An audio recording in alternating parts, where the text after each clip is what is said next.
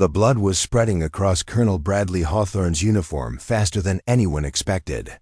The sounds of distant explosions echoed through the makeshift field hospital as chaos erupted around them.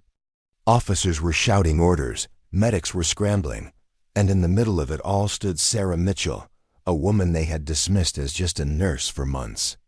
But in the next few minutes, she would prove that sometimes the most underestimated person in the room is exactly who you need when everything falls apart.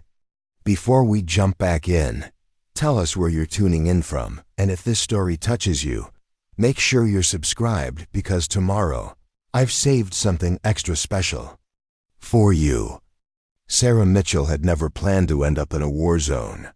3 years earlier, she had been working the night shift at St. Mary's General Hospital in Columbus, Ohio, dealing with the usual parade of emergency room cases, heart attacks, car accidents, and the occasional drunk who thought he could fight a lamppost and win. She was good at her job, exceptionally good, but she felt restless. There was something missing in the routine of civilian medicine, something that made her question whether she was making the difference she had always dreamed of. The daughter of a factory worker and an elementary school teacher, Sarah had grown up in a modest 2-bedroom house where every dollar was stretched to its limit. Her parents, Robert and Helen Mitchell, had worked double shifts to pay for her nursing school tuition. They were proud of their daughter's achievement, but they couldn't understand why she wasn't satisfied with the stability and respect that came with being a registered nurse in their hometown. "You have a good job, Sarah," her mother would say during their weekly phone calls. "Why are you always looking for something more?" But Sarah couldn't shake the feeling that she was meant for something bigger. She had excelled in every aspect of her training, graduating summa cum laude from Ohio State's nursing program.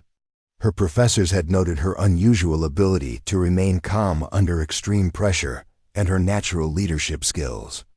During her clinical rotations, she had often found herself stepping up when situations became chaotic, organizing other students, and even guiding some of the newer residents through complex procedures. It was Dr. Amanda Peterson, her emergency medicine attending, who first suggested that Sarah consider military service.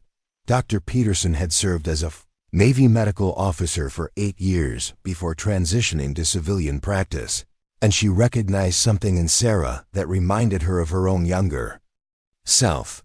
"You have the skills and the temperament for high-stakes medicine," Dr. Peterson told her one evening after they had successfully resuscitated a cardiac arrest patient. "But more than that, you have the ability to lead under pressure. The military could use someone like you." Sarah had initially dismissed the suggestion. She had never been particularly interested in military life, and the idea of leaving everything familiar behind seemed daunting. But as the months passed and the restlessness grew stronger, she found herself researching military nursing opportunities online during her breaks. The Army's medical corps recruitment materials painted a picture of service that appealed to her sense of purpose. The chance to provide critical care in challenging environments, to be part of something larger than herself, and to use her skills in ways that could have a real impact on people's lives. It all spoke to the part of her that civilian nursing hadn't quite satisfied. The decision came suddenly one October morning, when she was leaving the hospital after a particularly difficult shift. A young soldier had been brought in after a motorcycle accident, and despite their best efforts, they hadn't been able to save him. As Sarah sat in her car in the hospital parking lot, still in her scrubs, she thought about the soldier's mother, who had driven 4 hours through the night to be at her son's bedside. The woman's grief had been devastating to witness, but what struck Sarah most was something the mother had said through her tears. "He always wanted to serve. He said it gave his life meaning." 2 weeks later, Sarah submitted her application to join the Army Nurse Corps. The process was rigorous: background checks, medical examinations, psychological evaluations, and interviews that probed every aspect of her motivation and character. But she passed each stage with flying colors. impressing the recruitment officers with her clinical skills and her articulate explanation of why she wanted to serve. Basic training at Fort Leonard Wood in Missouri was a shock to her system. Sarah had always been physically active, but nothing had prepared her for the intensity of military conditioning.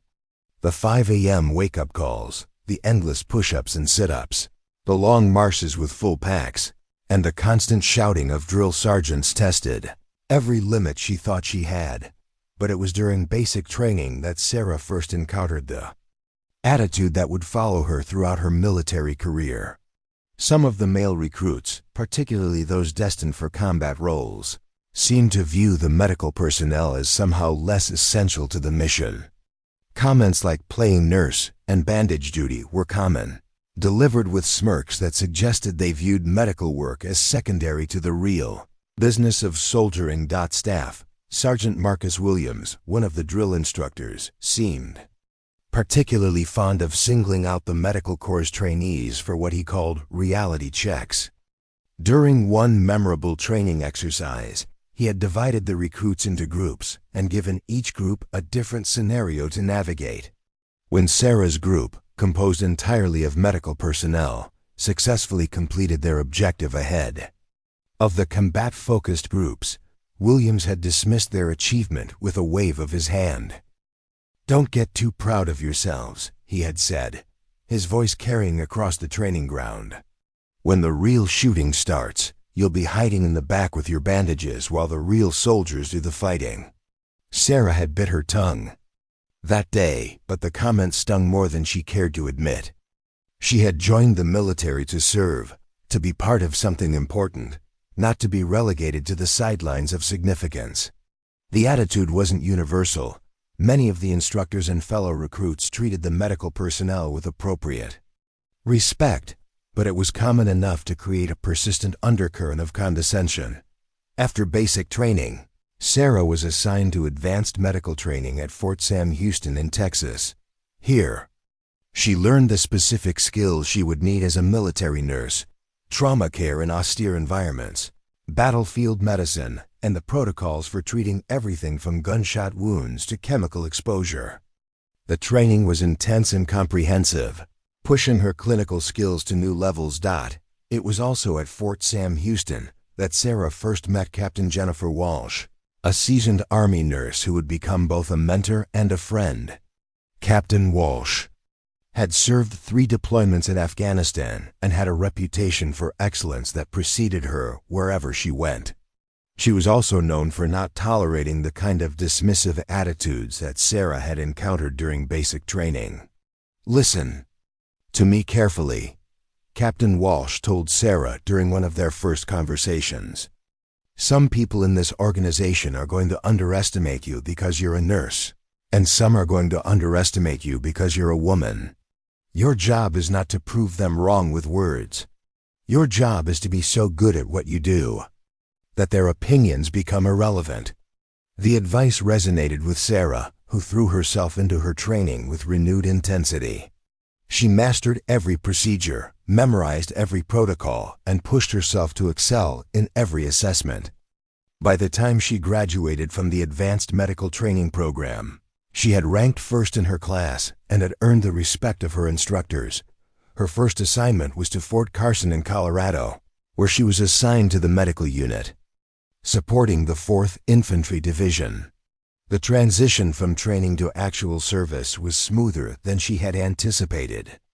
The work was challenging but rewarding, and she found herself part of a medical team that functioned with impressive efficiency and mutual respect.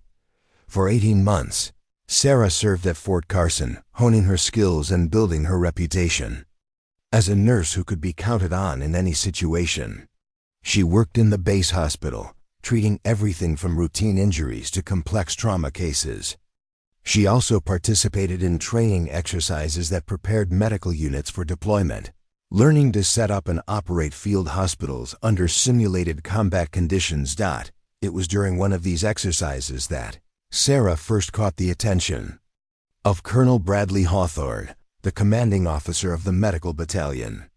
Colonel Hawthorne was a career military doctor who had served multiple deployments, and had a reputation for being both demanding and fair.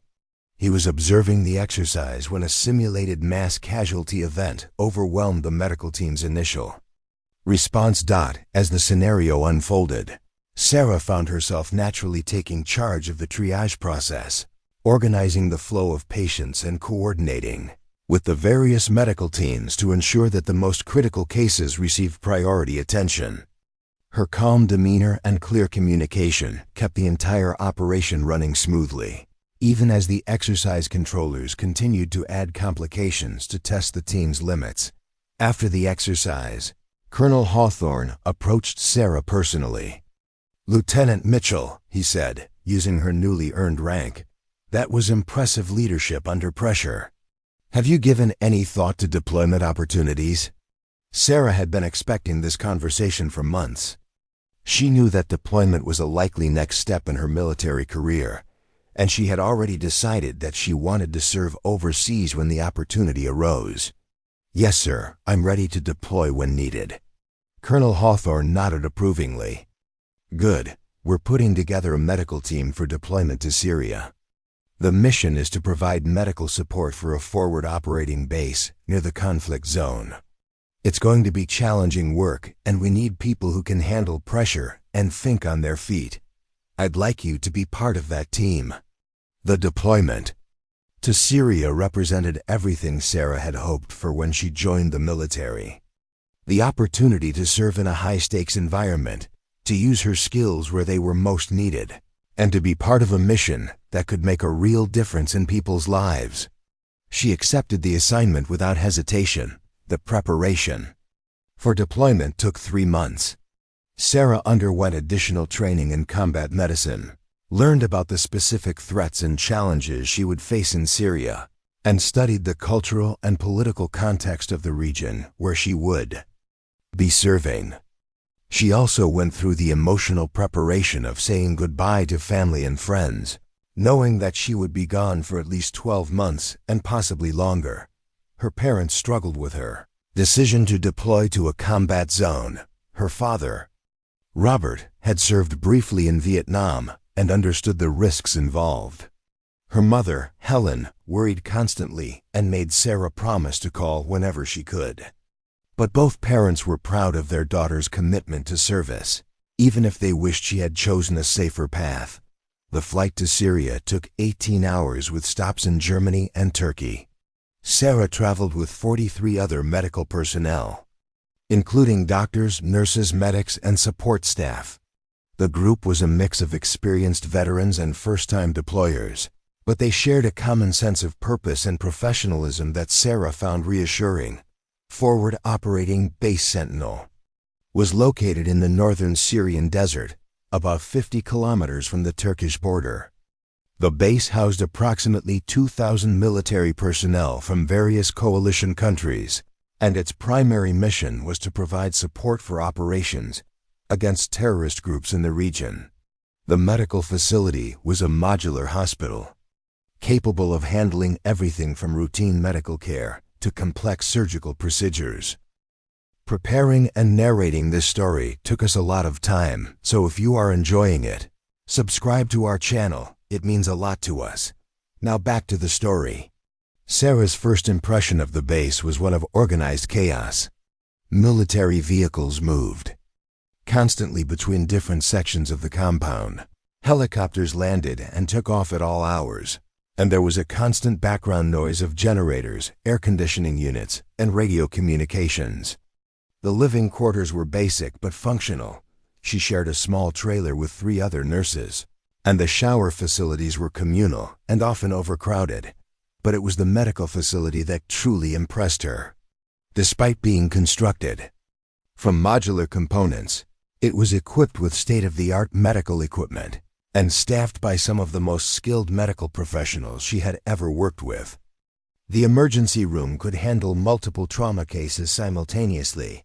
The surgical suites were capable of performing complex operations, and the intensive care unit was equipped to provide life support for critically injured patients.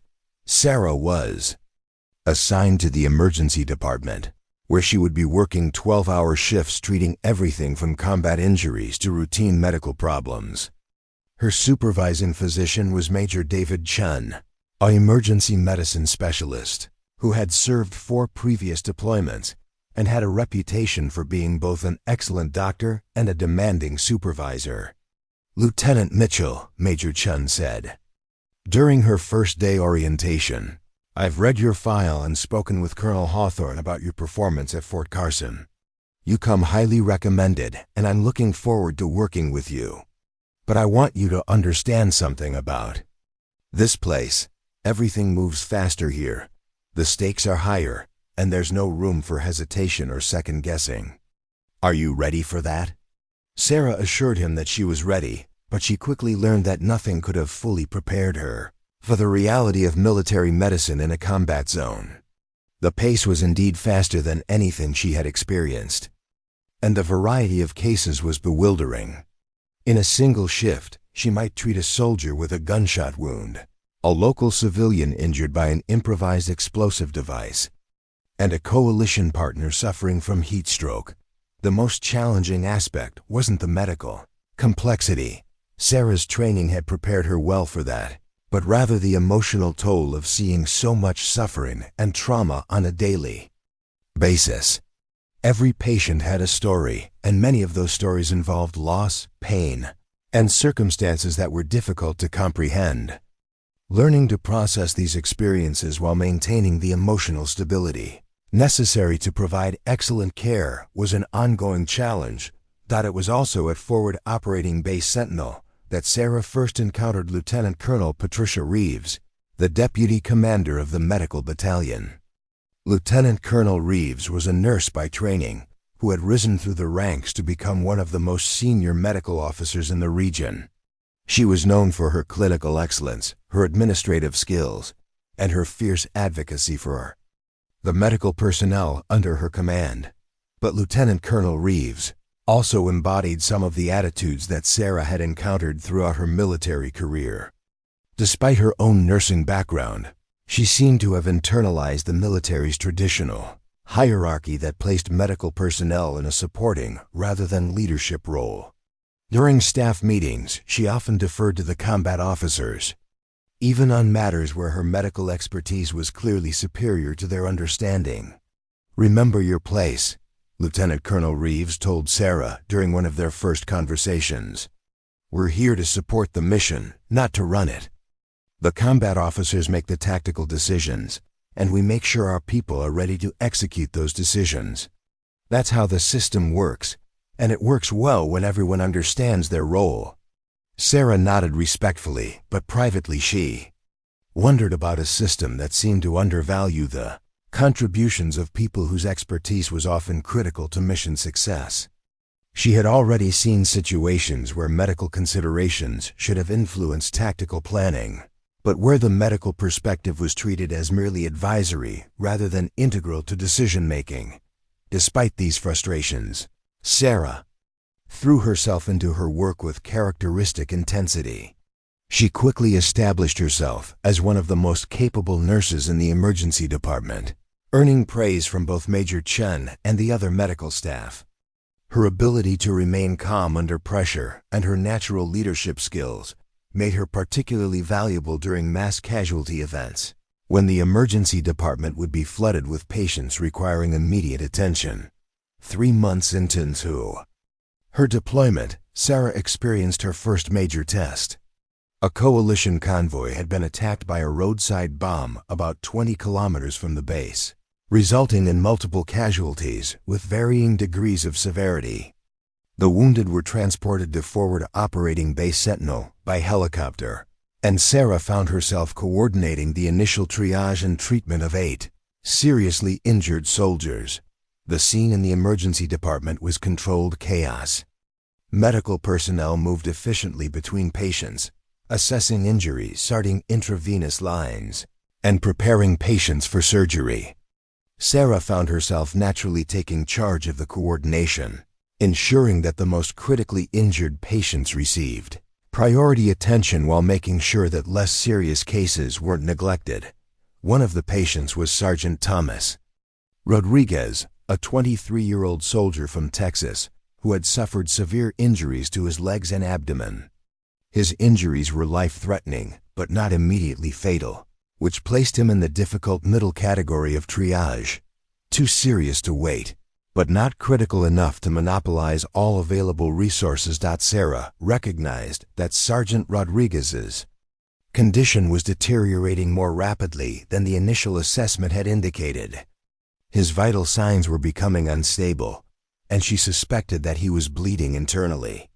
But Major Chun was occupied with another patient who had arrived with more obvious life-threatening injuries, and the surgical team was already working on a third patient who required immediate operation, making a decision that would later prove controversial. Sarah took the initiative to order additional diagnostic tests for Sergeant Rodriguez and began preparing him for immediate surgical intervention. She also contacted the surgical team directly to alert them about her concerns regarding his condition. Her instincts proved correct. The diagnostic tests revealed internal bleeding that would have been fatal if left untreated, and the surgical team was able to operate in time to save Sergeant Rodriguez's life. But Sarah's decision to bypass the normal chain of command and order tests without explicit physician approval created tension within the medical team. Lieutenant Colonel Reeves called Sarah into her office the following day to discuss the incident. "Lieutenant Mitchell," she began, her tone formal and stern, "I understand that you took some initiative yesterday during the mass casualty event. While I appreciate your concern for patient care, I need to remind you about proper procedures and chain of command.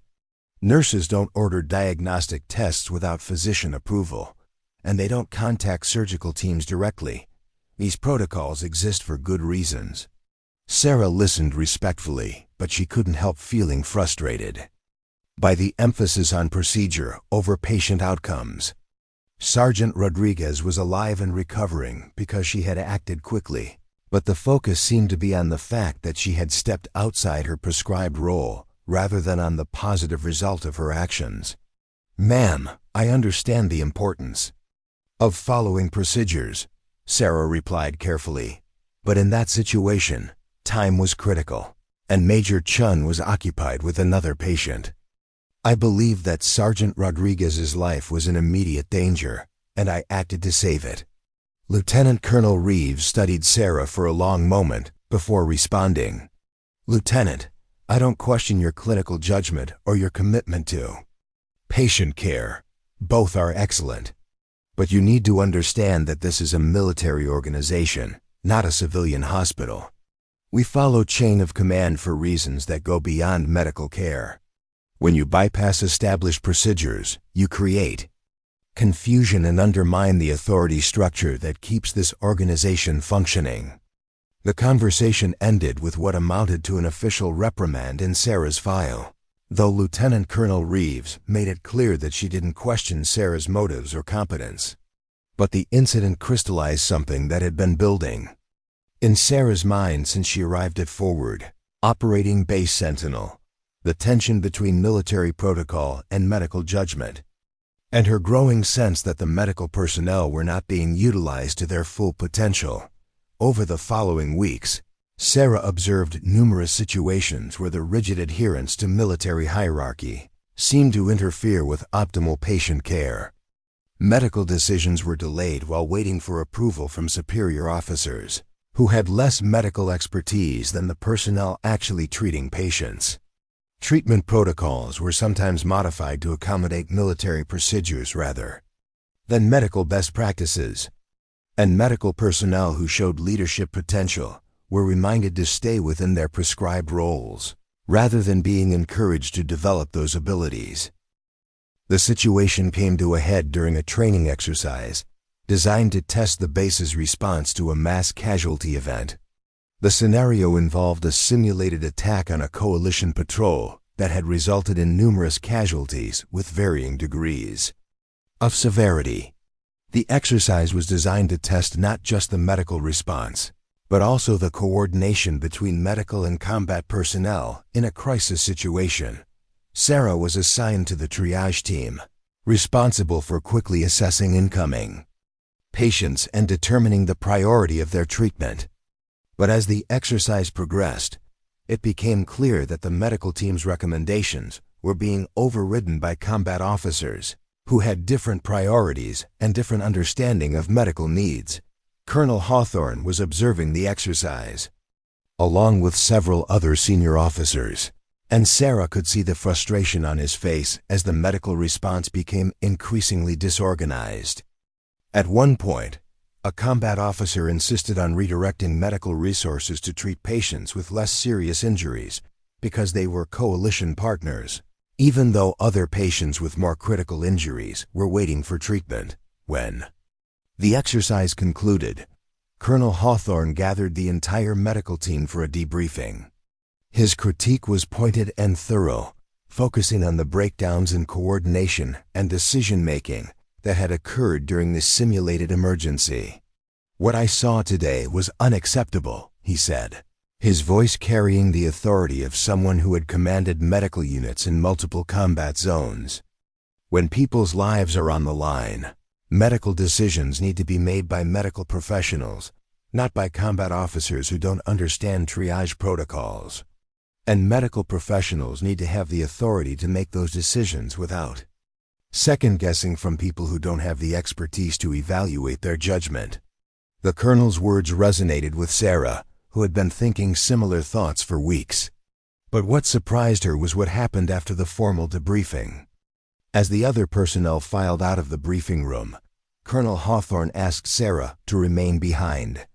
"Lieutenant Mitchell," he said once they were alone, "I've been watching your performance since you arrived here, and I've been impressed by your clinical skills and your natural leadership abilities. I've also noticed that you seem frustrated by some aspects of how we operate here. Is that a fair assessment?" Sarah hesitated, unsure how honest she should be with such a senior officer. But Colonel Hawthorne's direct approach encouraged her to speak candidly. "Sir, I joined the military because I wanted to use my skills in a way that would make a real difference. And I believe we have the capability to provide excellent medical care here. But sometimes I feel like we're not being utilized to our full potential because of rigid adherence to procedures that don't always serve the patient's best interests." Colonel Hawthorne nodded thoughtfully. "That's a fair observation, and it's one that I share. The challenge is balancing military discipline with medical autonomy. Both are important, and sometimes they conflict with each other." He paused, studying Sarah's face before continuing. "I'm going to be honest with you, Lieutenant. There are changes coming to this organization, and I'm looking for medical personnel who can adapt to increased responsibility and leadership roles. Your performance here suggests that you might be ready for that kind of opportunity. Are you interested?" Sarah felt a surge of excitement at the possibility, but she also recognized the weight of what Colonel Hawthorne was suggesting. Increased responsibility in a military medical unit meant more pressure, higher stakes, and potentially more conflict with traditional military hierarchy. "Yes, sir," she replied without hesitation. "I'm interested in any opportunity to serve more effectively and to use my skills to their fullest extent." Colonel Hawthorne smiled for the first time during their conversation. "Good. I want you to start thinking beyond your current role. Start observing not just how we provide medical care, but how we organize and coordinate medical operations. I may have some additional responsibilities for you in the coming weeks." As Sarah left the colonel's office, she felt a mixture of anticipation and apprehension about what the future might hold. She had joined the military seeking greater purpose and responsibility, and it seemed that opportunity was finally presenting itself. But she also understood that accepting greater responsibility would mean confronting the attitudes and assumptions that had frustrated her since basic training. That evening, as she wrote in the journal she had been keeping since her deployment began, Sarah reflected on how much her perspective had changed since arriving at Forward Operating Base Sentinel. She had come to Syria expecting to serve as a nurse in support of the military mission. But increasingly, she was beginning to see herself as a medical professional who happened to be serving in a military context rather than as a military officer whose specialty was nursing. The distinction was subtle but important. It suggested a different relationship with authority, a different understanding of professional responsibility, and a different vision of how medical expertise should be integrated into military operations. Sarah wasn't sure where these evolving thoughts would lead, but she was certain that her time at Forward Operating Base Sentinel was preparing her for challenges that would require every skill she had developed, and some that she had yet to discover. Weeks following Colonel Hawthorne's conversation brought subtle but significant changes to Sarah's responsibilities. She found herself included in planning meetings that she had never attended before, consulted on medical protocols that extended beyond her usual scope, and tasked with evaluating the efficiency of various medical procedures throughout the base. Her new role became apparent during a visit from Brigadier General Rebecca Stone, the regional medical commander who oversaw medical operations across 3 forward operating bases. General Stone was conducting a comprehensive review of medical capabilities and readiness, and Colonel Hawthorne had specifically requested that Sarah brief her on emergency response protocols. The briefing took place in the base's command center, a climate-controlled facility filled with communication equipment and strategic displays.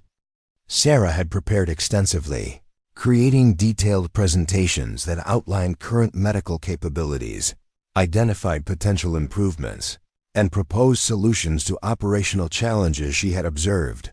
General Stone listened intently as Sarah presented her analysis, occasionally asking pointed questions that demonstrated her deep understanding of military medical operations. When Sarah finished her presentation, the general turned to Colonel Hawthorne with an expression of genuine surprise. "Colonel, where did you find Lieutenant Mitchell?" This level of strategic thinking is exceptional for someone at her rank and experience level. Colonel Hawthorne's response was measured but clearly proud. "Lieutenant Mitchell represents the kind of medical officer we need more of, someone who combines clinical excellence with operational awareness and natural leadership ability." But not everyone shared the colonel's enthusiasm for Sarah's expanding role. Major Gregory Phillips, the base's executive officer, had made his disapproval clear through a series of subtle but unmistakable signals. Major Phillips was a career infantry officer who had been assigned to support the medical mission, and he seemed to view Sarah's increased visibility as a challenge to traditional military hierarchy. During a staff meeting the week after General Stone's visit, Major Phillips made his position explicit. The meeting had been called to discuss security protocols for medical personnel during patient transport operations, and Sarah had been invited to provide input based on her experience with emergency medical procedures. As Sarah outlined her recommendations for improving medical support during transport operations, Major Phillips interrupted with barely concealed irritation.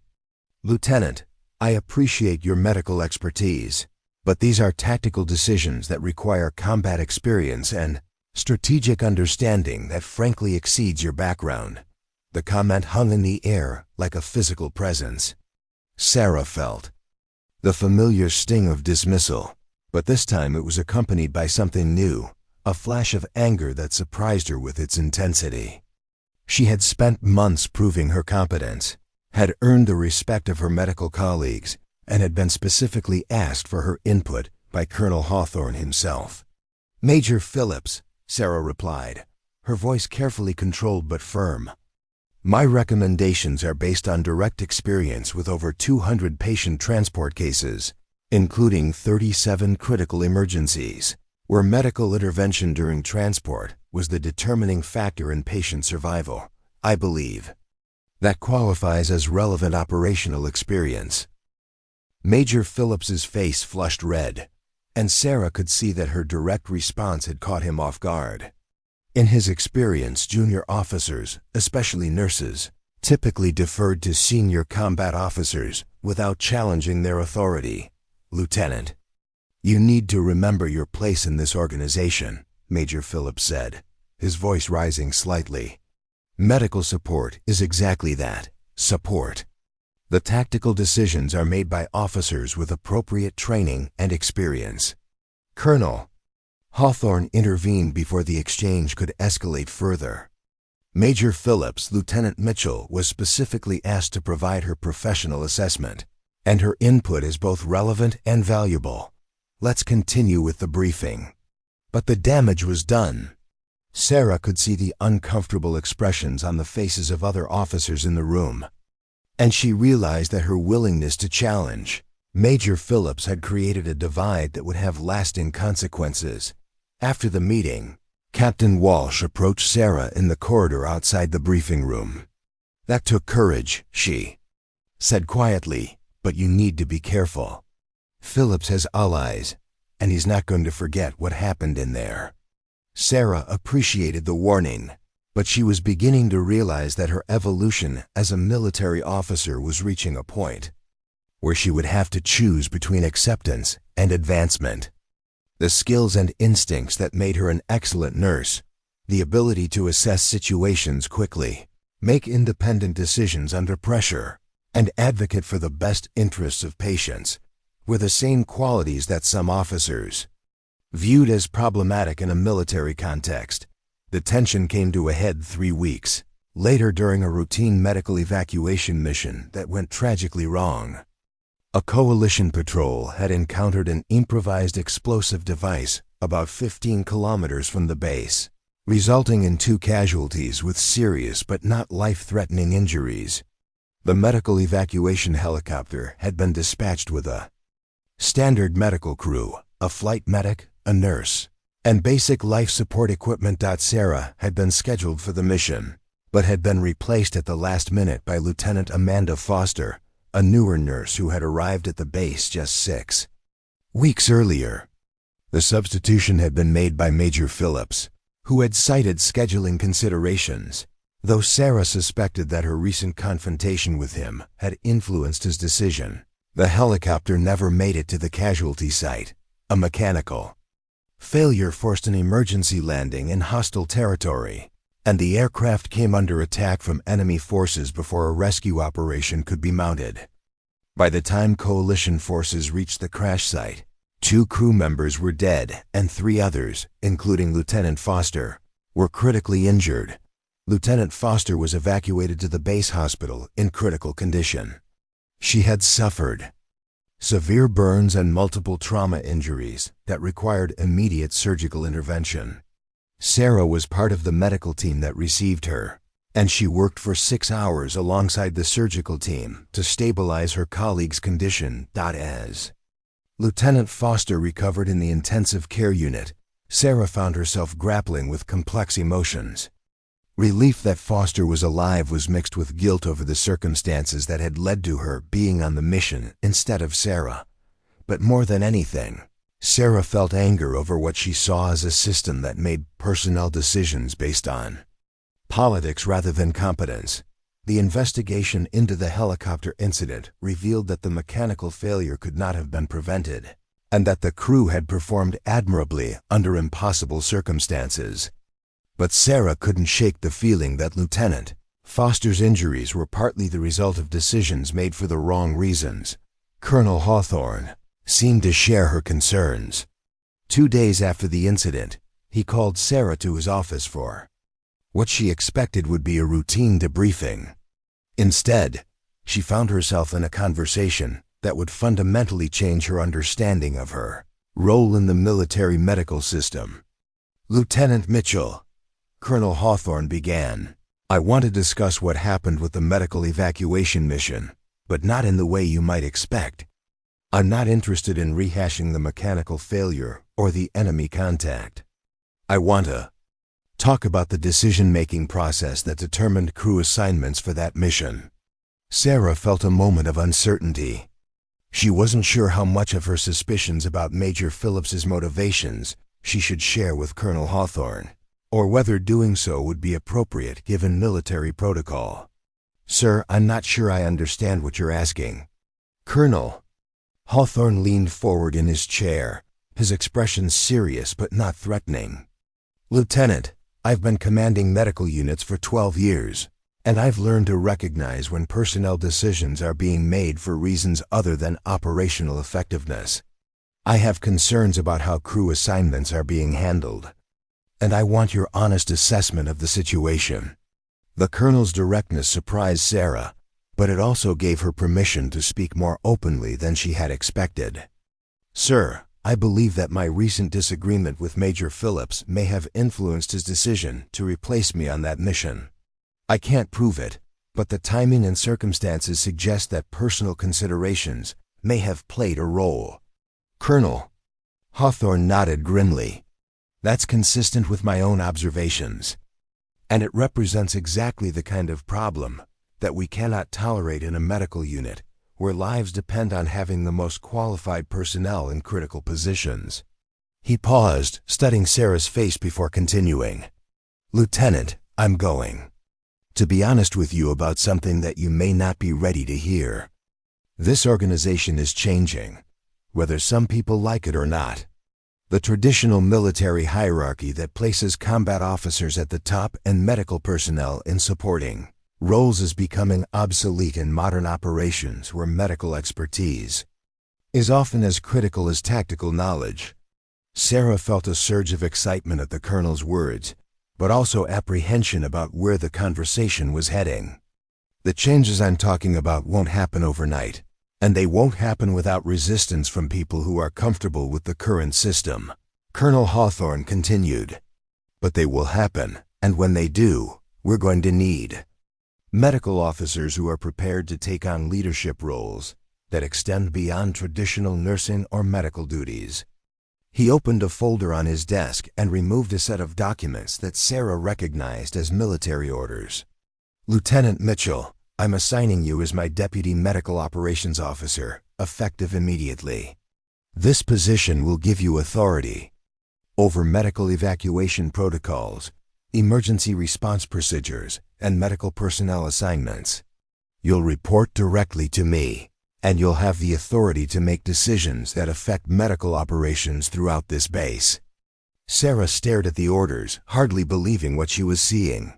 The position Colonel Hawthorne was offering represented everything she had hoped for when she joined the military: the opportunity to use her skills and judgment to make a real difference in how medical care was delivered.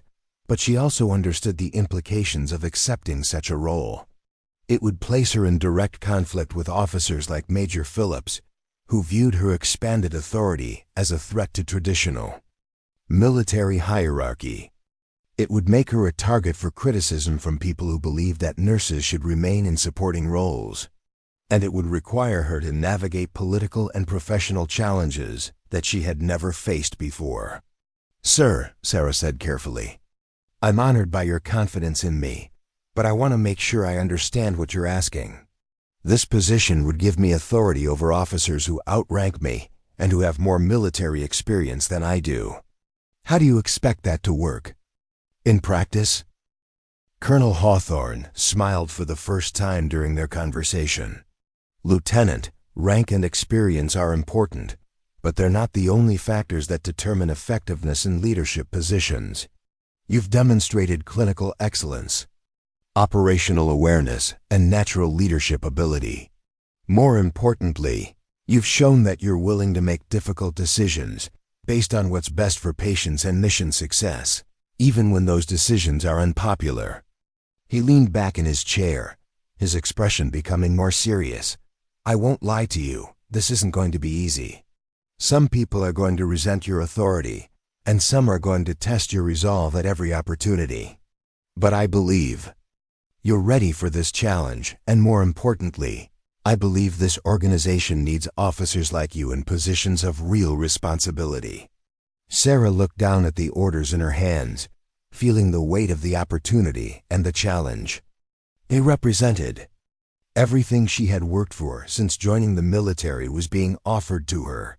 But accepting it would mean stepping into a role that would test every skill she had developed and some that she had yet to discover. "I accept the assignment, sir," she said without hesitation. Colonel Hawthorne nodded approvingly.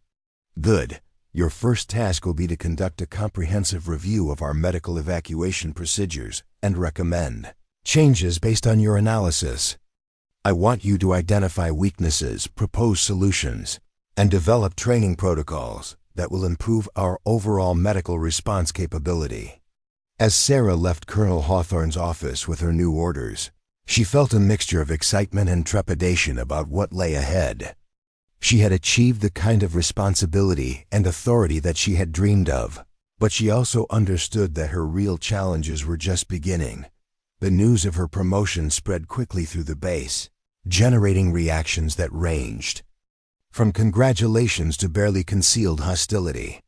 Captain Walsh was among the first to offer her support, but she also provided a realistic assessment of the obstacles Sarah would face. "You've just painted a target on your back," Captain Walsh told her over coffee in the medical facility's break room. "Phillips and his allies are going to be looking for any excuse to undermine your authority or prove that you're not qualified for this position. You're going to have to be better than perfect, and even then, some people are never going to accept your authority." Sarah appreciated the honesty, but she also felt confident in her abilities and her preparation for the role. She had spent months observing the strengths and weaknesses of the medical operations at Forward Operating Base Sentinel, and she had specific ideas about how those operations could be improved. Her first major test came sooner than expected. Sarah's first major test as Deputy Medical Operations Officer came during what should have been a routine training exercise. A joint operation between coalition forces was scheduled to take place 30 kilometers southeast of Forward Operating Base Sentinel, involving coordination between American, British, and Kurdish forces. The exercise was designed to test multinational cooperation in a simulated combat environment, and Sarah had been tasked with developing the medical support plan. The complexity of coordinating medical assets across different military organizations quickly became apparent. Each coalition partner had different protocols, equipment standards, and communication procedures. The British forces used different medical evacuation helicopters with incompatible stretcher systems. The Kurdish forces had limited medical equipment, but extensive knowledge of local terrain and potential threats. The American forces had the most advanced medical technology, but were unfamiliar with some of the cultural considerations that affected patient care in the region. Sarah spent 2 weeks developing an integrated medical support plan that accounted for these differences while maintaining the highest standards of patient care. Her plan included cross-training programs so that medical personnel from different countries could work together effectively, standardized communication protocols that could be understood by all participants, and equipment compatibility solutions that would allow seamless patient transfers between different medical assets. The plan was comprehensive and innovative, but it also challenged some traditional assumptions about how military medical operations should be organized. Instead of maintaining separate national medical units that provided support only to their own forces, Sarah's plan called for integrated medical teams that could provide care to any coalition partner based on medical need rather than nationality. When Sarah presented her plan to the Joint Planning Committee, the reaction was mixed. Colonel Hawthorne and General Stone, who was participating via video conference, were impressed by the thoroughness and creativity of her approach. But several other officers raised concerns about the departure from established procedures. Major Phillips, who had been unusually quiet during Sarah's presentation, waited until the end to voice his objections. "Lieutenant Mitchell's plan is certainly ambitious," he said, his tone suggesting that ambition was not necessarily a positive quality. "But it seems to overlook some fundamental realities about military operations. We have established procedures for medical support because they work, and they work because they maintain clear lines of authority and responsibility." Sarah had anticipated this objection and was prepared with a detailed response. Major Phillips: "With respect, our established procedures were designed for single-nation operations or simple bilateral cooperation. This exercise involves 3 different military organizations with fundamentally different approaches to medical care. My plan addresses those differences while maintaining the highest standards of patient care and operational efficiency. But Major Phillips wasn't finished. Lieutenant, what happens when your integrated medical teams encounter situations that require tactical decisions? Who has command authority when American, British, and Kurdish medical personnel disagree about treatment priorities or evacuation procedures? Your plan creates confusion in the chain of command that could be dangerous in a real combat situation. The question was legitimate and pointed, and Sarah could see that several other officers were waiting to see how she would respond. She had spent considerable time thinking about command and control issues, and her plan included specific protocols for resolving disagreements and maintaining clear decision-making authority. Major, my plan establishes clear command relationships based on medical expertise rather than nationality, Sarah replied. In any integrated medical team, the senior medical officer present has decision-making authority for medical issues, regardless of which country they represent. Tactical decisions remain with the appropriate combat commanders, but medical decisions are made by medical professionals. Colonel Marcus Thompson, the British liaison officer, spoke up from his position at the conference table. Lieutenant Mitchell, I've reviewed your plan in detail, and I'm impressed by how thoroughly you've addressed the interoperability challenges we face. The British Medical Corps has been dealing with similar issues in our own multinational operations, and your approach represents some genuinely innovative thinking. The endorsement from Colonel Thompson carried significant weight, and Sarah could see that it had shifted the dynamics of the discussion. But she also noticed that Major Phillips's expression had become increasingly hostile as the meeting progressed. After the formal planning session ended, Major Phillips approached Sarah in the corridor outside the briefing room. His demeanor was controlled but clearly angry, and Sarah braced herself for a confrontation. Lieutenant Mitchell, he said, keeping his voice low but intense, I want you to understand something very clearly. Your promotion to Deputy Medical Operations Officer doesn't change the fundamental reality of military hierarchy. You're still a nurse, you're still a lieutenant, and you're still subordinate to officers with more experience and better judgment than you have. Sarah felt the familiar flash of anger, but this time it was accompanied by something new, a confidence in her own authority and competence that she had never possessed before. Colonel Hawthorne had given her a position of real responsibility, and she had proven her ability to handle complex operational challenges. Major Phillips, she replied, her voice steady but firm, I understand military hierarchy perfectly well. I also understand that my current position gives me authority over medical operations, including the authority to make decisions that you may not agree with. I respect your experience and your perspective, but I won't be intimidated into abandoning my professional judgment. Major Phillips's face flushed red, and for a moment Sarah thought he might lose his temper entirely. But he controlled himself, stepped closer to her, and spoke in a voice that only she could hear. Lieutenant, you're making a mistake if you think Colonel Hawthorne's protection is going to last forever. Military careers are long, and people remember officers who don't know their place. I suggest you think very carefully about whether you want to continue down this path.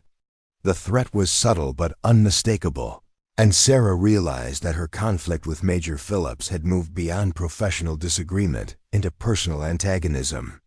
But she also understood that backing down now would undermine everything she had worked to achieve. Major, I appreciate your advice, she said, maintaining eye contact and keeping her voice level, but I'm confident in my abilities and my authority. I intend to fulfill my responsibilities regardless of any personal considerations. The training exercise took place 3 days later, and Sarah's integrated medical support plan was put to its first real test. From her position in the Medical Command Center, she coordinated the activities of medical teams from 3 different countries, monitored patient care across multiple treatment facilities, and managed the complex logistics of maintaining medical supplies and equipment for a multinational operation. The exercise scenarios included mass casualty events, chemical contamination, and medical evacuations under simulated enemy fire.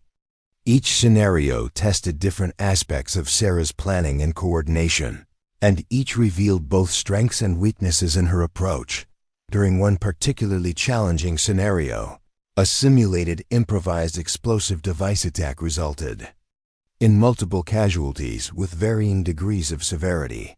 The British medical team was closest to the incident site, but they lacked the surgical capability to treat the most seriously injured patients. The American surgical team was available, but was located at a different facility that would require complex patient transport. The Kurdish forces had local knowledge that could expedite evacuation, but limited medical equipment. Sarah found herself coordinating a complex multinational response that involved British medics providing initial treatment, Kurdish forces facilitating rapid evacuation, and American surgeons performing life-saving operations.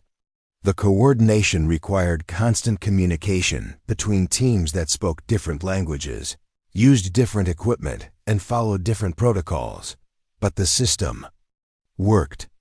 Patients received appropriate care based on medical need rather than nationality. Resources were allocated efficiently across all coalition partners, and the integrated medical teams functioned smoothly despite their diverse backgrounds and training. Colonel Thompson, who had been observing the exercise, approached Sarah after the scenario concluded.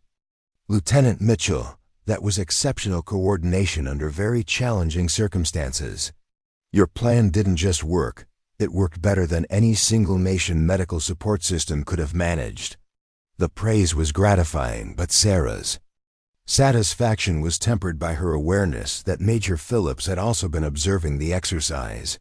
She could see his disapproval in his expression and body language, and she suspected that he would find ways to criticize her performance despite its obvious success. Her suspicions proved correct. During the post-exercise debriefing, Major Phillips raised a series of concerns about command and control issues that had arisen during the medical response. His criticisms were technically accurate, but focused on minor procedural irregularities, rather than the overall effectiveness of the medical support. Lieutenant Mitchell's coordination was adequate for a training exercise, Major Phillips said during his portion of the debrief, but I have concerns about whether this approach would work in actual combat conditions where clear command relationships and established procedures are essential for mission success. Sarah was prepared for the criticism and responded with specific examples of how her integrated approach had actually improved response times and patient outcomes compared to traditional single-nation medical support. But she could see that Major Phillips's comments had planted seeds of doubt in some officers' minds about the viability of her innovative approach. After the debriefing, Colonel Hawthorne asked Sarah to remain behind for a private conversation. She expected him to discuss the exercise outcomes, but instead, he brought up a subject that surprised her. "Lieutenant Mitchell," he began, "I want to talk to you about something that extends beyond the training exercise. I've been selected for promotion to Brigadier General, and I'll be transferring to a new assignment at regional headquarters within the next 6 weeks." Sarah felt a moment of panic. Colonel Hawthorne had been her mentor, protector, and strongest supporter. Without his backing, she would be vulnerable to the kind of political maneuvering that Major Phillips seemed to favor. "Sir, congratulations on your promotion," she managed to say, though her mind was racing through the implications of his departure. "Thank you, Lieutenant. But I want you to understand that my leaving doesn't change anything about your position or your responsibilities. Your performance during this exercise and throughout your time as Deputy Medical Operations Officer has been exceptional. You've proven that you have the skills and judgment necessary for advanced leadership positions." Colonel Hawthorne paused, studying Sarah's expression before continuing. "I'm going to be honest with you about something. My replacement has already been selected, and Colonel James Morrison will be taking command of this medical battalion. Morrison is an excellent officer with extensive combat experience, but he comes from a more traditional military background. You're going to need to prove yourself to him, just as you proved yourself to me." The news was both reassuring and concerning. Sarah was glad to know that Colonel Hawthorne's replacement was a competent officer, but she also understood that she would be starting over in terms of building trust and demonstrating her capabilities. "Lieutenant," Colonel Hawthorne continued, "I want you to know that I've written a detailed assessment of your performance that will be included in Morrison's briefing materials. I've also recommended you for promotion to captain based on your exceptional service and leadership potential. But ultimately, your success under the new command structure will depend on your ability to continue demonstrating the same level of excellence that you've shown during my tenure." As Sarah absorbed this information, she realized that her career was about to enter a new and potentially more challenging phase. The protection and mentorship that Colonel Hawthorne had provided would soon be gone, and she would need to navigate the complex politics of military leadership on her own. But she also felt a sense of confidence that surprised her. The training exercise had proven that her innovative approaches to medical operations could work in practice, not just in theory. She had successfully managed complex multinational coordination under pressure, and she had earned the respect of coalition partners who had initially been skeptical of her capabilities. Over the following weeks, as Colonel Hawthorne prepared for his departure and Colonel Morrison prepared to assume command, Sarah found herself reflecting on how much she had changed since arriving at Forward Operating Base Sentinel. The nurse who had been dismissed as just a nurse during basic training had evolved into a medical officer capable of commanding respect from senior coalition leaders and managing complex operational challenges. But she also understood that her most difficult test was still ahead of her. Colonel James Morrison arrived at Forward Operating Base Sentinel on a scorching Tuesday morning in late September, stepping off the transport helicopter with the bearing of a man who had commanded troops in some of the most dangerous places on Earth.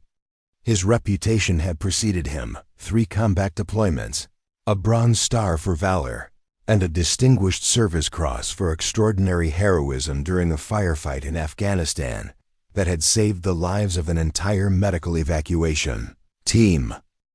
Sarah watched the change of command ceremony from her position among the medical staff, studying Morrison's demeanor and trying to gauge what kind of leader he would be. Unlike Colonel Hawthorne, who had a background in military medicine, Morrison was a career infantry officer who had been assigned to command the medical battalion as part of his preparation for senior leadership positions. During his introductory address to the medical staff, Morrison made his priorities clear.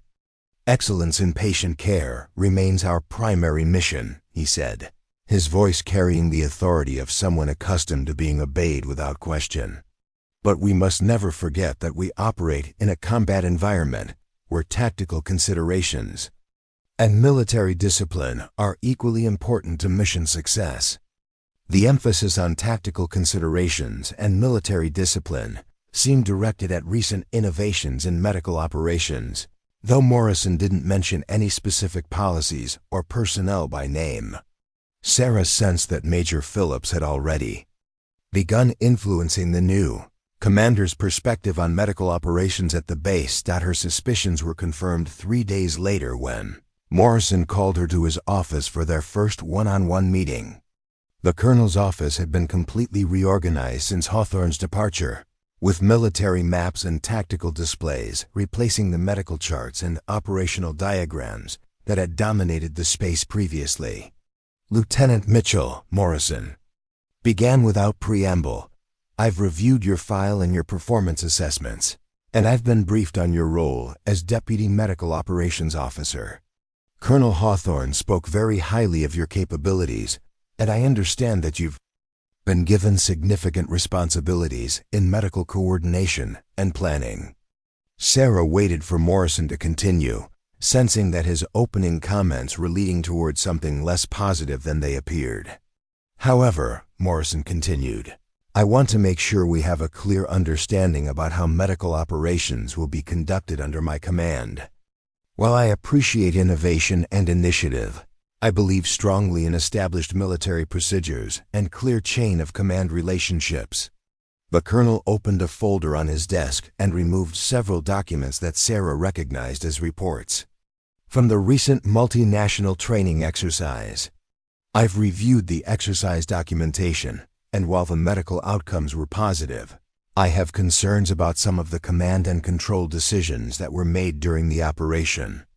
Sarah felt her heart rate increase as she realized that Morrison was questioning the very achievements that had earned her recognition from coalition partners and senior medical leadership. Sir, could you be more specific about your concerns?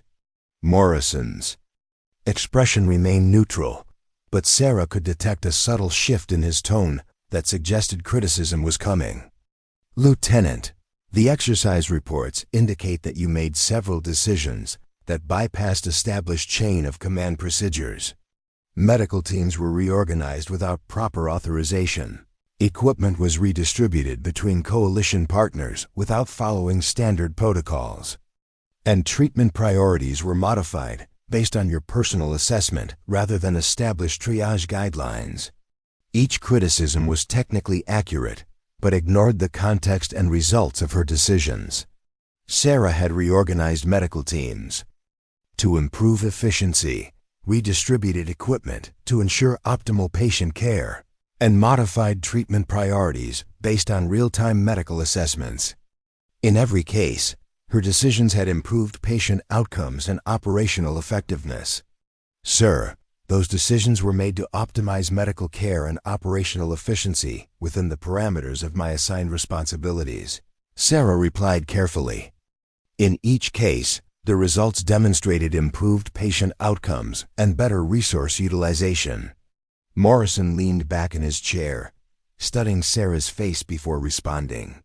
Lieutenant, I don't question your medical competence or your commitment to patient care, but I am concerned about your understanding of military command relationships and the importance of following established procedures, even when you believe alternative approaches might be more efficient.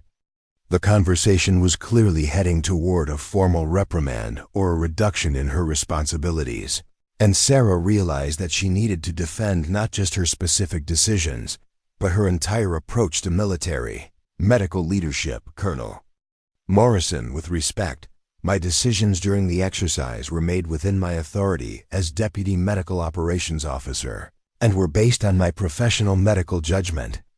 The positive results achieved during the exercise validate the effectiveness of those decisions. Morrison's expression hardened slightly, and Sarah could see that her direct response had not been what he expected from a lieutenant addressing a colonel. Lieutenant Mitchell, your tone suggests that you believe your medical expertise gives you the authority to override military procedures when you deem it appropriate. That attitude concerns me, and it's not consistent with effective military leadership. The criticism stung because it mischaracterized her motivation and approach. Sarah had never believed that medical expertise alone justified ignoring military procedures, but she did believe that medical professionals should have the authority to make medical decisions without interference from officers who lacked relevant expertise. Sir, I believe that medical decisions should be made by medical professionals, just as tactical decisions should be made by combat officers. My goal has always been to optimize medical care within appropriate military command structures. Morrison nodded slowly, but his expression suggested that her explanation had not addressed his concerns. Lieutenant, I'm going to be direct with you. Several officers in this command have expressed concerns about your approach to military leadership and your respect for established chain of command relationships. These concerns affect unit cohesion and operational effectiveness. Sarah didn't need to ask which officers had expressed these concerns.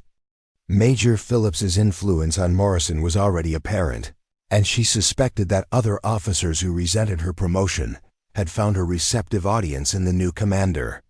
"I understand your concerns, sir," Sarah replied, choosing her words carefully, "and I'm committed to working within whatever command structure you establish. I only ask that medical professionals be given appropriate authority to make decisions within their areas of expertise." Morrison studied her for a long moment before responding. "Lieutenant Mitchell, I'm going to give you an opportunity to demonstrate your commitment to proper military procedures and chain of command relationships. There's a medical inspection scheduled for next week by the Regional Medical Command, and I want you to coordinate our preparation for that inspection according to established protocols, without any of the innovative approaches you've used in previous operations." The assignment was clearly a test, designed to see whether Sarah would conform to traditional military medical procedures or continue to pursue the innovative approaches that had characterized her tenure as Deputy Medical Operations Officer. It was also a deliberate step backward from the expanded responsibilities she had been given under Colonel Hawthorne's leadership. "I understand, sir. I'll coordinate the inspection preparation according to your guidance." As Sarah left Morrison's office, she felt a complex mixture of frustration, disappointment, and determination. The progress she had made in expanding the role of medical professionals in military operations was being systematically dismantled by a commander who valued conformity over innovation and traditional hierarchy over operational effectiveness. But she also understood that openly challenging Morrison's approach would likely result in her removal from the deputy position and possibly damage her military career permanently. The question was whether she could find a way to maintain her professional integrity while adapting to Morrison's more restrictive leadership style. The medical inspection preparation became a case study in the differences between Morrison's approach and the methods Sarah had developed under Colonel Hawthorne's leadership. Instead of the integrated, efficiency-focused procedures that had characterized recent medical operations, Sarah was required to organize the inspection according to rigid protocols that emphasized documentation and hierarchy over practical results. Medical personnel were assigned to specific roles based on rank and military occupation, specialty rather than actual competence and experience. Equipment inventories were conducted according to prescribed checklists rather than operational requirements. Patient care procedures were reviewed for compliance with written protocols rather than effectiveness in real-world applications. Inspection itself went smoothly from an administrative perspective, but Sarah could see the frustration in the faces of medical personnel who understood that they were being evaluated on their ability to follow procedures rather than their capacity to save lives. The Regional Medical Command representatives seemed satisfied with the documentation and organization they observed, but they missed the underlying problems that the rigid approach had created. During the post-inspection debriefing, Colonel Morrison commended Sarah for her professional handling of the preparation process. "Lieutenant Mitchell, this inspection demonstrates what can be accomplished when medical operations are conducted according to established military procedures. I hope this experience has helped you understand the importance of working within traditional command structures." Sarah accepted the commendation graciously, but privately she felt that the inspection had demonstrated exactly the opposite. The medical unit had performed adequately according to administrative measures, but she could see that the rigid procedures had reduced operational flexibility and undermined the morale of medical personnel who had grown accustomed to more innovative approaches. 3 weeks after the inspection, Sarah's concerns about Morrison's leadership approach were validated in the most dramatic way possible. A Kurdish patrol operating near the Turkish border had encountered a large enemy force and had suffered multiple casualties during a running firefight that lasted several hours. The initial casualty reports indicated at least 12 wounded soldiers, including several with life-threatening injuries that required immediate surgical intervention.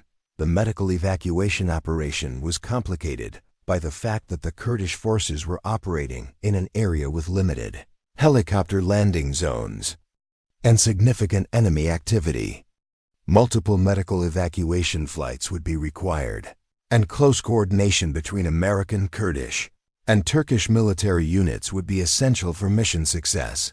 Colonel Morrison personally took charge of coordinating the medical response, applying the same rigid procedural approach that had characterized the inspection preparation. Medical evacuation assets were assigned according to predetermined protocols rather than real-time operational requirements. Communication with Kurdish forces was routed through formal military channels that created delays in critical decision-making.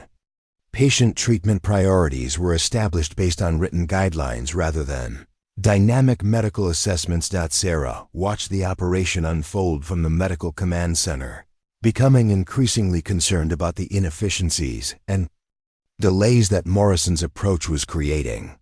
Medical evacuation helicopters were being underutilized while others were overloaded beyond safe operational limits. Critical medical supplies were being distributed according to predetermined allocations, rather than actual patient needs. Most troubling, communication delays were preventing real-time coordination between medical teams and creating confusion about patient status and treatment requirements. 2 hours into the operation, the situation deteriorated dramatically. One of the medical evacuation helicopters encountered mechanical problems and was forced to make an emergency landing in contested territory. The aircraft carried 3 critically wounded Kurdish soldiers and a 4-person American medical crew, and they were now stranded in an area where enemy forces were actively operating. The rescue operation required immediate coordination between multiple military units and real-time decision-making based on rapidly changing tactical and medical considerations. It was exactly the kind of complex, high-stakes situation where Sarah's innovative approaches to medical operations could make the difference between success and disaster. But Colonel Morrison's rigid adherence to predetermined procedures was preventing the kind of flexible, integrated response that the situation demanded. And as Sarah watched the operation struggle with inefficiencies and communication problems, she realized that lives were being put at risk by a leadership approach that prioritized conformity over effectiveness. The moment that would define the rest of her military career was rapidly approaching. The explosion that changed everything happened at 14:37 hours, just as Colonel Morrison was coordinating the rescue operation for the downed medical helicopter. The enemy mortar round struck the command center's communications array, sending shrapnel through the reinforced windows and filling the room with smoke, debris, and the screams of wounded personnel. Sarah had been standing near the medical status board when the blast occurred, and the force of the explosion threw her against the wall. Her ears were ringing, her vision was blurred, and she could taste blood in her mouth. But her medical training kicked in immediately, and she began assessing the casualties around her even before the smoke cleared. Colonel Morrison lay motionless near the main communications console, blood spreading across his desert camouflage uniform from multiple shrapnel wounds.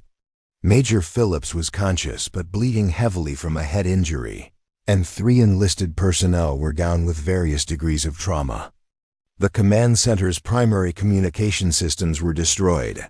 Backup power was flickering, and the coordinated rescue operation for the stranded medical helicopter crew was suddenly without central leadership. Sarah moved immediately to Colonel Morrison, checking his pulse and assessing his injuries.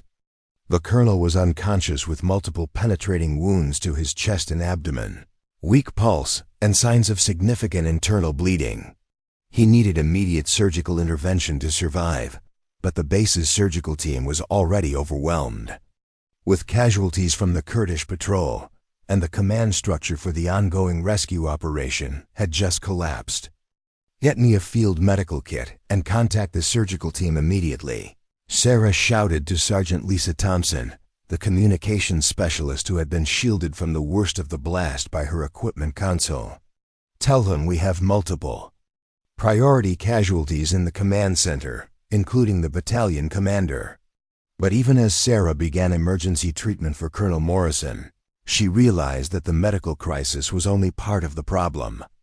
The rescue operation for the downed helicopter crew was at a critical juncture, with enemy forces closing in on their position and multiple agencies waiting for coordination instructions that were no longer coming from the command center. Major Phillips struggled to his feet, blood streaming down his face from the head wound, and attempted to take charge of the situation.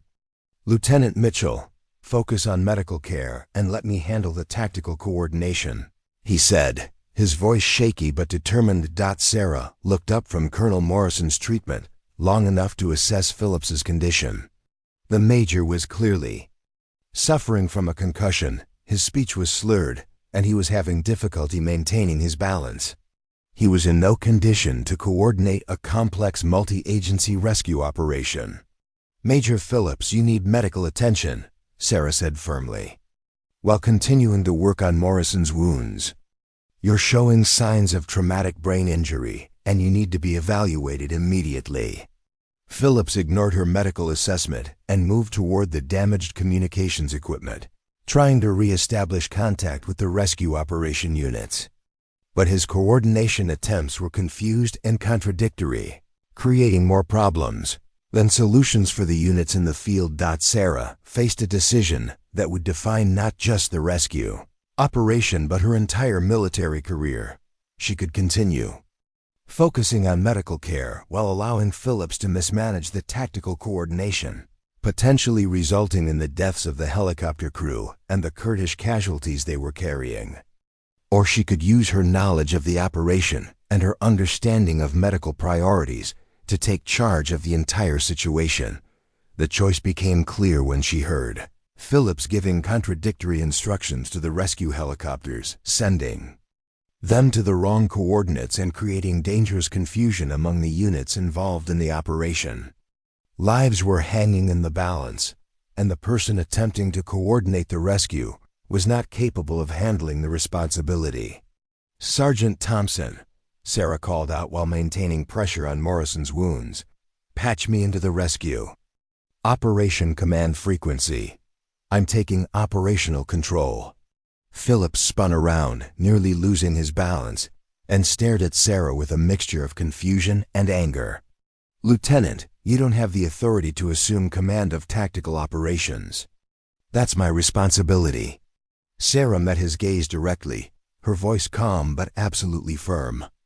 "Major Phillips, you are suffering from a traumatic brain injury and are not capable of coordinating this operation safely. As the senior uninjured officer with operational knowledge of this mission, I am assuming command responsibility under emergency protocols." Before Phillips could respond, Sarah was speaking into the communication headset that Sergeant Thompson had connected to the rescue frequency. "All units, this is Lieutenant Mitchell assuming operational command of rescue operations.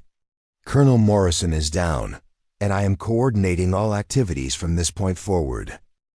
The response from the field units was immediate and telling. Instead of questioning her authority or demanding clarification of the command structure, the helicopter pilots and ground units responded with relief. They had been struggling with Phillips's confused instructions, and Sarah's clear, medically informed coordination was exactly what they needed. "Rescue 1, what is your current position and fuel status?" Sarah asked while simultaneously directing Sergeant Thompson to apply pressure to Morrison's chest wounds. "Command, Rescue 1 is approximately 2 kilometers from the crash site. Fuel at 60%, but we're taking intermittent small arms fire from the ridgeline to our east." Sarah's mind raced through the tactical and medical considerations. The rescue helicopter crew needed immediate evacuation, but the approaching rescue assets were being slowed by enemy fire. The crashed helicopter carried critically wounded Kurdish soldiers who were bleeding out while waiting for rescue. And Colonel Morrison needed surgery within the next 20 minutes to have any chance of survival. "Rescue 1, alter course to approach from the west to avoid enemy fire. Rescue 2, Maintain overwatch position and provide covering fire for the evacuation. Ground units, I need immediate suppression of enemy positions on the eastern ridgeline. As Sarah coordinated the rescue operation, she was simultaneously managing the medical crisis in the command center. She had Sergeant Thompson and 2 other uninjured personnel providing basic medical care to the wounded while she maintained overall coordination of both the rescue operation and the medical emergency. Major Phillips made one more attempt to reassert his authority, approaching Sarah with an unsteady gait and demanding that she relinquish command to him. But his condition had deteriorated further, and he was clearly disoriented and confused.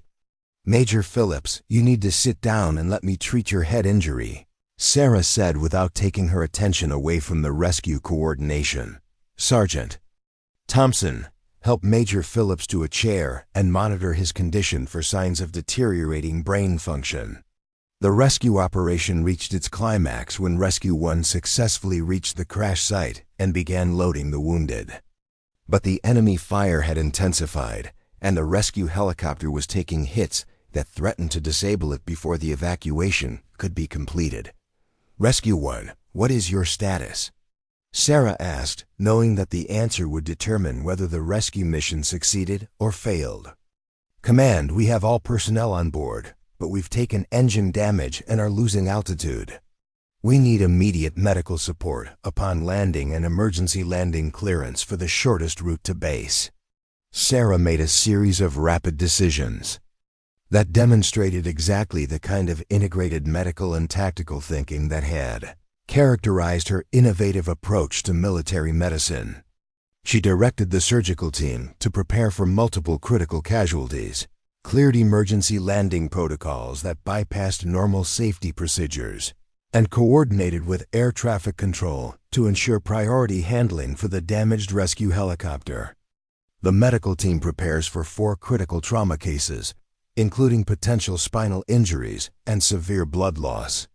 Clear Operating Room 2 and have the trauma surgery team standing by. Air traffic control, Rescue 1 has priority landing. Clearance on the main runway, and I want fire and rescue equipment standing by.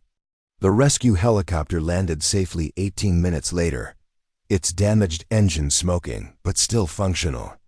The medical team was waiting and immediately began treating the casualties, including the 3 Kurdish soldiers and the American medical crew who had been trapped at the crash site. Colonel Morrison was transported to surgery at the same time, and Sarah finally had a moment to assess the overall situation. The rescue operation had been successful, with all personnel recovered safely. The medical response had been coordinated efficiently despite the chaos in the command center, and the enemy attack that had started the crisis had been repelled by coalition forces. But as the immediate crisis passed, Sarah realized that her assumption of command authority would have consequences that extended far beyond the successful rescue operation. She had directly challenged the military hierarchy, overruled a superior officer, and taken responsibility for tactical decisions that were traditionally outside the scope of medical personnel.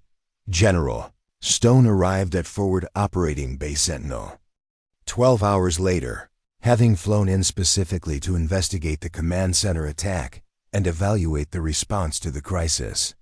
Her first stop was the hospital, where she visited Colonel Morrison, who was recovering from surgery and would make a full recovery. Her second stop was Sarah's quarters, where she found Sarah writing detailed after-action reports documenting every decision made during the crisis. "Lieutenant Mitchell," General Stone said as she entered the small trailer that served as Sarah's living space, "I've spent the last few hours interviewing everyone involved in yesterday's operations, and I've reviewed the communication logs and operational reports. I want to hear your version of what happened." Sarah had been expecting this conversation, and she had prepared to explain and defend every decision she had made. But General Stone's approach was different from what she had anticipated. "Lieutenant, what you did yesterday saved lives. The rescue operation succeeded because you took charge when the command structure collapsed. and you coordinated medical and tactical resources in a way that maximized the chances of mission success. Your decisions were sound, your execution was flawless, and your results speak for themselves. Sarah felt a mixture of relief and apprehension. General Stone's words suggested approval of her actions, but Sarah knew that military leadership was more complex than simply achieving positive results. "Ma'am, I understand that my assumption of command authority may have violated established protocols, and I'm prepared to accept responsibility for any procedural irregularities in my response to the crisis." General Stone smiled, the first time Sarah had seen her display anything other than stern professionalism. "Lieutenant Mitchell, you're going to be promoted to captain, effective immediately. You're also being reassigned to my staff at Regional Headquarters, where you'll be developing new protocols for medical command authority in complex operations."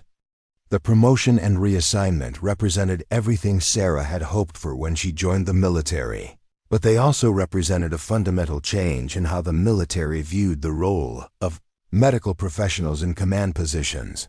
"Ma'am, what about the concerns that have been raised about medical personnel assuming tactical command responsibilities?"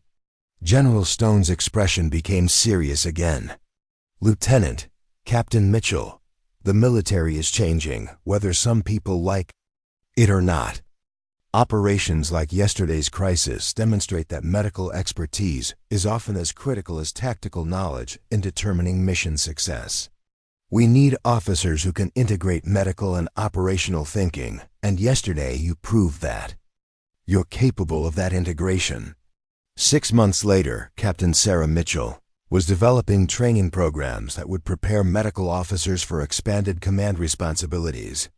The protocol she created became standard throughout the military medical system, and her approach to integrated medical and tactical decision-making influenced medical operations across multiple theaters of operation. The nurse, who had been dismissed as just a nurse during basic training, had fundamentally changed how the military thought about medical leadership. But more importantly, she had proven that competence, courage, and dedication to mission success were more important than traditional assumptions about rank, specialty, or gender in determining who was qualified to lead when lives were on the line. Major Phillips recovered from his injuries and was eventually transferred to a non-combat assignment, where his traditional approach to military hierarchy was better suited to the organizational requirements. He never publicly acknowledged Sarah's role in saving the rescue operation, but he also never again questioned the authority of medical professionals to make decisions within their areas of expertise. Colonel Morrison, after his recovery, became one of Sarah's strongest supporters and advocates for expanding medical command authority. The experience of being saved by the nurse he had criticized changed his perspective on military leadership and the importance of allowing competent professionals to exercise appropriate authority, regardless of their specialty or traditional role. And Sarah Mitchell continued to serve, knowing that she had found her place in an organization that was learning to value competence and results over conformity and tradition. She had proven that sometimes the most important person in the room is the one that others are most likely to underestimate.